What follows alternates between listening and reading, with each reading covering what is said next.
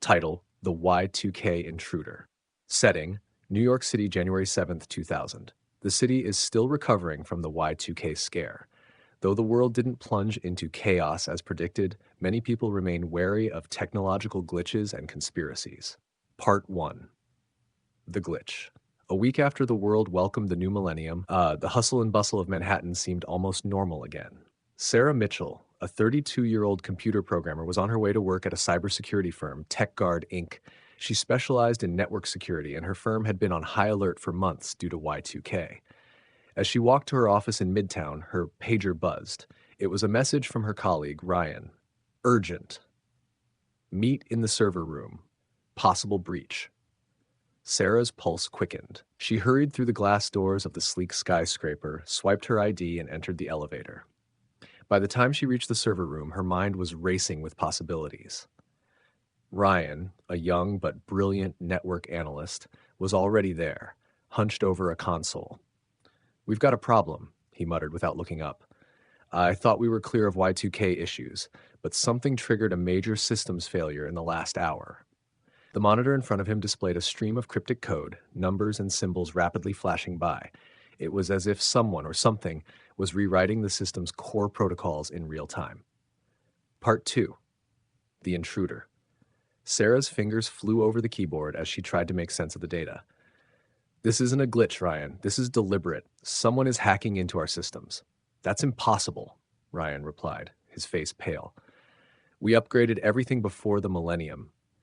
The firewalls are airtight." "Clearly not airtight enough," Sarah said, pulling up a trace log. "The breach is coming from inside the building." Ryan's eyes widened. "From inside TechGuard?" They both exchanged nervous glances. If there was a mole or an intruder in the building, it could mean that the company's sensitive data, including confidential government contracts, was at risk. Suddenly, the lights in the server room flickered. The screens went black, and for a few seconds, the room was plunged into darkness. When the lights came back on, all systems were rebooting. Sarah's heart pounded as she realized someone was in the building and they were escalating their attack. Part 3. The Chase. Sarah and Ryan rushed to the security office. "We need to see the camera feeds from the last hour," Sarah demanded. The security officer, a burly man named Carter, nodded and began pulling up the footage. The footage showed a figure wearing a dark hoodie slipping into the building through the service entrance just after dawn. The intruder moved with purpose, avoiding cameras as much as possible, but was caught in glimpses. There was something unsettlingly familiar about the way he moved. "Freeze it there," Sarah said, pointing to a frame where the intruder's face was partially visible. She felt a cold chill. That's Peter Larkin." Ryan's mouth dropped open. "No way. Peter Larkin? He vanished 3 months ago." Peter Larkin, a former TechGuard employee, had been fired under suspicious circumstances. Rumors of theft and espionage swirled around him. When he disappeared, some thought he'd gone off the grid or worse.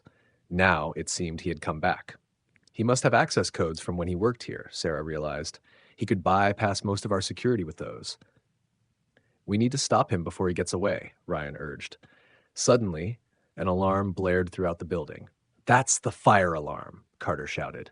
"He must be using it as a diversion." Part 4. The Confrontation.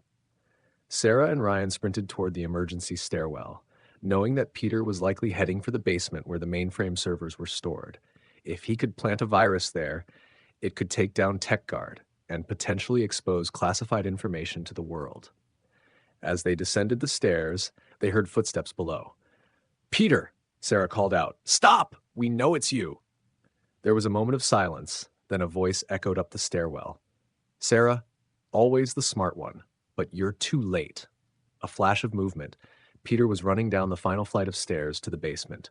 Ryan and Sarah gave chase, adrenaline pumping. They burst into the dimly lit basement to find Peter at a server terminal, frantically typing. "Don't take another step," Peter warned, pulling a small device from his pocket. "I've rigged this place with enough explosives to wipe out every server in this room.